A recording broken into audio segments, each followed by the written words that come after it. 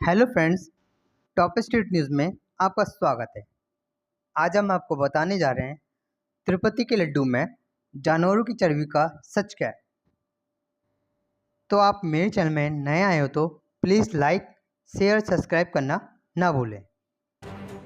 Karnataka milk federation, जो कि शुद्ध घी आपूर्ति करता रहा है, उसने सफाई दी है कि वो जुलाई की बाद से ही घी आपूर्ति कर रहा है। ऐसे में जिस सप्लायर पर उंगली उठी है उसका नाम LR डेयरी प्रोडक्ट लिमिटेड है।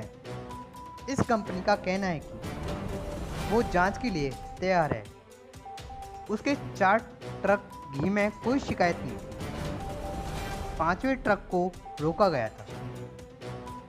मंदिर प्रशासन ने कहा है कि अब कंपनी को ब्लैकलिस्ट करके दंड मृतक कार्रवाई शुरू की गई है।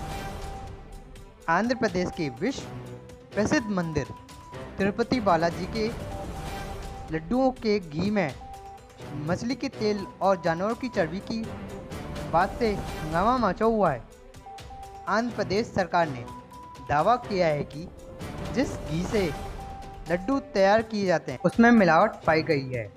ये मिलावट पिछली सरकार के द्वारा दिए गए घी के ठेके के चलते हुए इसको लेकर मंदिर समिति तिरुमला तिरुपति देवस्थानम ने कहा है कि जिस ब्लैकलिस्ट सप्लायर के घी में मिलावट मिली है उसे पूर्व की जगन मोहन सरकार के द्वारा ठेका दिया गया। इन आरोपों पर केंद्र सरकार ने आंध्र प्रदेश सरकार से रिपोर्ट मांगी और जांच के बाद कार्रवाई का भरोसा दिया गया है। लेकिन इस खुलासे के बाद एक तरफ देश भर में सनातनियों के बीच आक्रोश का भाव नजर आ रहा है। भोपाल जैसे कुछ शहरों में प्रदोष प्रदर्शन भी हुए हैं। सुप्रीम कोर्ट से लेकर हाई कोर्ट तक अर्जियां दी जा रही हैं। दूसरी ओर राजनीतिक आरोप प्रत्यारोप भी जारी है। जेपी नेता ने दोषियों को फांसी की सजा देने की मांग की है। कांग्रेस ने सीएम नायडू पर सवाल खड़े किए हैं कि 3 महीने तक सीएम ने खुलासा क्यों नहीं किया है।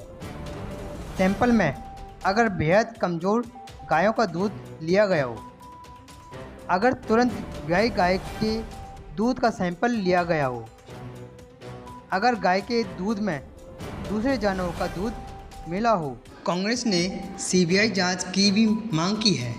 तो जगन मोहन ने कहा है कि 100 दिन की नाकामी छुपाने के लिए चंद्रबाबू नायडू ने निराधार आरोप लगाए हैं। दरअसल आंध्र प्रदेश में सत्ता बदलते ही 12 जून को ही तिरुपति मंदिर के प्रसाद में इस्तेमाल होने वाली घी की जांच के नमूने लिए गए थे। जांच रिपोर्ट 23 जून तक तैयार हो गई, लेकिन खुलासा सितंबर में हुआ जब नायडू सरकार के 100 दिन पूरे हुए। जो रिपोर्ट सामने आई उसमें लड्डू बनाने वाली घी में जो चीज़ें पाई गई थी वो बताते हैं कि घी में तिलहन और बृहस्पतियों के अलावा मछली का तेल और जानवरों की चर्बी हो सकती है। रिपोर्ट में कहा गया है कि इन लड्डुओं में जिस घी का इस्तेमाल हो रहा है वो घी मिलावट है और इसमें फिश ऑयल, एनिमल टैलो और लाड की मात्रा भी हो सकती है। एनिमल टैलो का मतलब पशु में मौजूद फैट से होता है और इसमें लाड भी मिला हुआ था।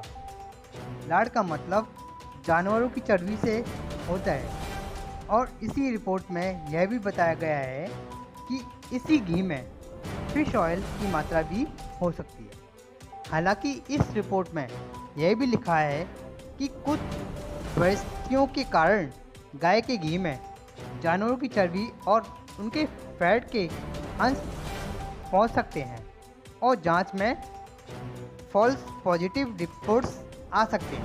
मंदिर में घी की सप्लाई के लिए टेंडर निकाला जाता है। टीटीडी की पूर्व कार्यकारी अधिकारी का दावा है कि सबसे कम बोली लगाने वाले को ठेका दिया जाता है।